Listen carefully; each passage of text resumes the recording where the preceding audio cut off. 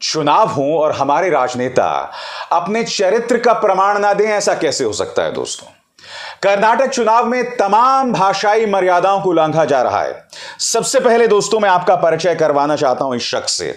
ये हैं कर्नाटक से भारतीय जनता पार्टी के विधायक बासनगौड़ा यत्नल। जानते हैं इन्होंने क्या कहा है? इनके निशाने पर हैं सोनिया गांधी, कांग्रेस की बुजुर्ग नेता सोनिया गांधी। और सोनिया गांधी के बारे में इन्होंने जो शब्द का इस्तेमाल किया दोस्तों, तमाम मर्यादाओं को उन्होंने पार कर दिया है। उन्होंने सोनिया को कहा है कि वो एक विषकन्या हैं, पाकिस्तानी की एजेंट हैं। मैं चाहूंगा आप 10-12 सेकंड का उनका यह बयान सुने और उसका अनुवाद स्क्रीन के नीचे चलता रहेगा। सुनिए बासनगौड़ा यत्नल को। सोनिया गांधी विषकन्या ನಂಗಾದ್ರೆ ಈ ದೇಶ ಹಾಳು ಮಾಡೋಣಂತ ಚೀನಾ ಮತ್ತು पाकिस्तान एजेंट रह ಕೆಲಸ ಮಾಡುವಂತ सोनिया गांधी। जाहिर सी बात है कांग्रेस ने इस पर कड़ी प्रतिक्रिया जतलाई है। सुप्रिया श्रीनेत सामने उभर कर आई हैं और सुप्रिया श्रीनेत का यह कहना है कि सोनिया गांधी वो शख्स हैं जिनके खिलाफ खुद प्रधानमंत्री नरेंद्र मोदी ने हमला बोला था, उन्हें जर्सी काऊ बताया था, कांग्रेस की विधवा जैसे शब्दों का इस्तेमाल भी किया था।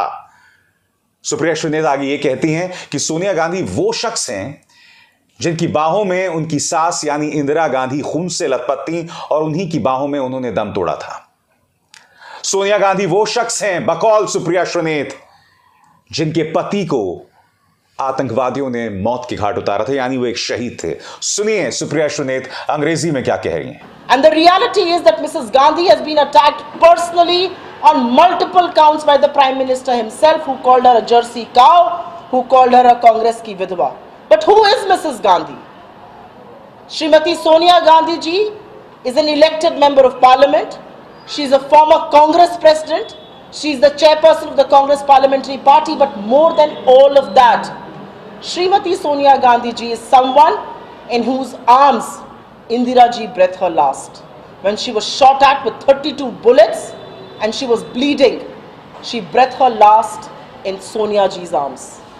Sonia ji is the widow of former Prime Minister Rajiv Gandhi, a man who made the supreme sacrifice for this country, a martyr's widow, and this is what they say about her. दोस्तों हकीकत यह है कि सोनिया गांधी तो कर्नाटक के चुनावों में सक्रिय भी नहीं है, फिर भी आप देख सकते हैं भारतीय जनता पार्टी के नेताओं की बौखलाहट। इस कदर हमला किया जा रहा है, तमाम हदों को पार किया जा रहा है। एक तरफ अमित शाह और योगी आदित्यनाथ बार बार सांप्रदायिक तौर पर भड़काऊ बयान दे रहे हैं, दूसरी तरफ इस तरह के निजी बयानात जो अपने आप में कितना शर्मनाक है। आप एक बुजुर्ग राजनेता को भी नहीं बख्शेंगे। तो यह हाल तो है दोस्तों भारतीय जनता पार्टी के नेताओं का।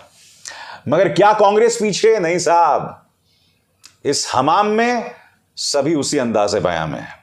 आपके स्क्रीन पर मल्लिकार्जुन खड़गे, और मैं आपको बताता हूं कि इन्होंने देश के चुने हुए प्रधानमंत्री के बारे में क्या कहा है। आपकी स्क्रीन पर मोदी एक जहरीले सांप हैं, आपको लगेगा नहीं मगर उसे चाटने पर आप मर जाएंगे।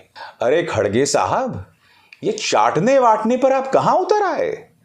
और जहरीला सांप, क्या आपको इस बात का आभास है? सबसे पहले एक देश के चुने हुए प्रधानमंत्री के बारे में आपको इस तरह के शब्दों का इस्तेमाल नहीं करना चाहिए। नंबर 2, आप यह भी जानते हैं कि भारतीय जनता पार्टी इस मुद्दे को राजनीतिक तौर पर कितना भुनाएगी। प्रधानमंत्री अपनी हर रैली में कहते हैं कि मेरे खिलाफ वो लोग नारे लगाते हैं कि मोदी तेरी कब्र खुदेगी, मुझे रोज 2-2, 3-3 किलो गालियां पड़ती हैं। तो विक्टिम कार्ड खेलने में आप जानते हैं भारतीय जनता पार्टी कैसी है। और मीडिया कहने लगा है कि क्या इससे कर्नाटक के चुनाव पलट जाएंगे। मैं चाहूंगा कि 10-12 सेकंड का आप बयान सुने मल्लिकार्जुन खड़गे का, फिर मैं उसकी चर्चा करता हूं। मत ನೀವೇನಾದರೂ ತಪ್ಪು ತಿಳ್ಕೊಂಡ್ರಿ, ಮೋದಿ ಅಂದ್ರೆ ಈ ವಿಷದ ಹಾವಿದ್ದಂಗೆ। ನೀವಂದ್ರೆ ಇದು ವಿಷ ಅದ ಇಲ್ಲ ನೋಡೋಣ, ಸ್ವಲ್ಪ ನೆಕ್ ನೋಡೋಣ ನೆಕ್ಕಕ್ಕೆ ಹೋಗಿರಿ, ನೆಕ್ಕರು ಸತ್ತ। तो अपने पांव पर कुल्हाड़ी मारने का काम किया है कांग्रेस ने, मगर उससे भी बड़ी बात इस तरह की शब्दावली का इस्तेमाल क्यों करना जिसके लिए आपको बाद में जाकर माफी मांगनी पड़े। मैं आपको बतलाना चाहता हूं दोस्तों कि मल्लिकार्जुन खड़गे ने अपने इस बयान पर माफी मांगी है, जिसका स्वागत किया जाना चाहिए, क्योंकि जिस भाजपा के नेता ने सोनिया गांधी को विषकन्या बताया था, उसने बिल्कुल नहीं माफी मांगी है। मैं आपको बतलाना चाहता हूं मल्लिकार्जुन खड़गे ने क्या कहा।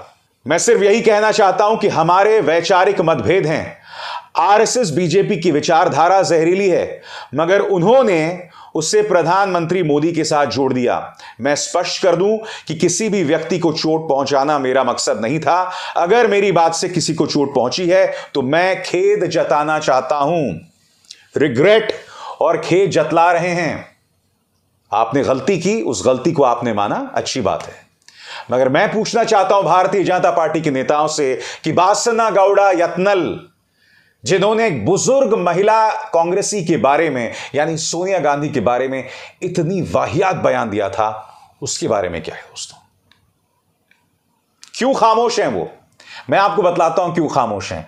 वो इसलिए खामोश हैं, वो इसलिए माफी नहीं मांगेंगे क्योंकि ये मीडिया उन पर दबाव नहीं डालेगा। ये मीडिया उन पर बिल्कुल भी दबाव नहीं डालेगा, उनके बयान को भी नहीं दिखलाएगा जिस तरह से आज मैंने उनका बयान सुनाया है। मैं आपको बतला दूं दोस्तों, ये पहली बार नहीं है। देश के गृह मंत्री अमित शाह, इन्होंने 2016 के यूपी चुनावों में जो 3 पॉलिटिकल पार्टीज थी, कांग्रेस, समाजवादी पार्टी और बसपा बहुजन समाज पार्टी, उसकी तुलना आतंकवादी कसाब से की थी। और जहां तक सांप बिच्छू नेवले की बात है, क्योंकि जहरीले सांप का जिक्र खड़गे ने किया था, अमित शाह तो ये कई बार कह चुके हैं दोस्तों।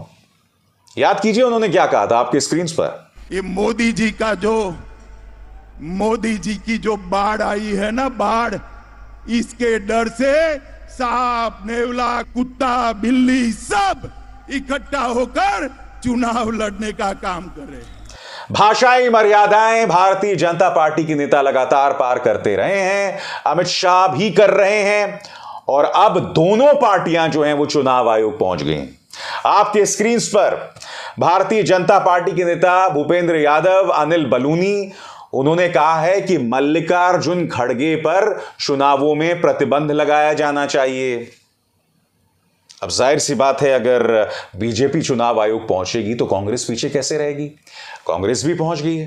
कांग्रेस ये कह रही है कि मुख्यमंत्री आदित्यनाथ और देश के गृह मंत्री अमित शाह लगातार भड़काऊ बयान दे रहे हैं, उन पर रोक लगाई जाए।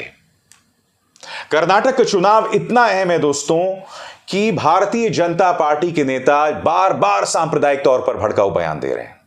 याद कीजिए अमित शाह ने मुस्लिम आरक्षण पर क्या कहा था, किस तरह से बात रखी थी, किस तरह से एक धमकी भरे अंदाज में उन्होंने कहा था कि अगर कांग्रेस सत्ता में आ गई तो राज्य में दंगे शुरू हो जाएंगे। और अब कुछ ही दिनों में प्रधानमंत्री नरेंद्र मोदी 10 दिन के लिए कर्नाटक के चुनावी समर में होंगे, चुनावी रणभूमि में होंगे। वो क्या क्या बोलने वाले हैं अभी हम नहीं जानते हैं, मगर उससे पहले ही मुख्यमंत्री आदित्यनाथ और देश के गृह मंत्री अमित शाह ने नींव रख दी है।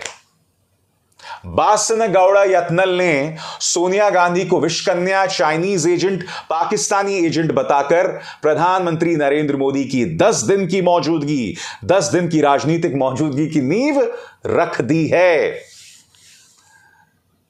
क्या प्रधानमंत्री भी इसी तरह से सांप्रदायिक तौर पर भड़काऊ बयान देंगे? क्योंकि अलग अलग जगहों से खबरें आ रही हैं कि भारतीय जनता पार्टी मुश्किल में है। अब जब बीजेपी को मुश्किल में बताया जा रहा है तो जाहिर सी बात है कि जीतने के लिए बीजेपी हर हथकंडा अपनाएगी। सोनिया गांधी पर शर्मनाक हमला, सांप्रदायिक तौर पर भड़काऊ बयान जो अमित शाह और योगी आदित्यनाथ दे रहे हैं, और प्रधानमंत्री अब आने वाले हैं, क्या प्रधानमंत्री का भी वही अंदाज़े बयां होगा? हमारा इंतजार होगा दोस्तों इस पर। बहरहाल अपील कांग्रेस और बीजेपी दोनों से, चुनाव हैं, कृपया इन चुनावों में अपने चरित्र का प्रमाण पत्र पेश मत कीजिए। भाषाई मर्यादाओं पर ध्यान रखिए। अभिसार शर्मा को दीजिए इजाजत। नमस्कार।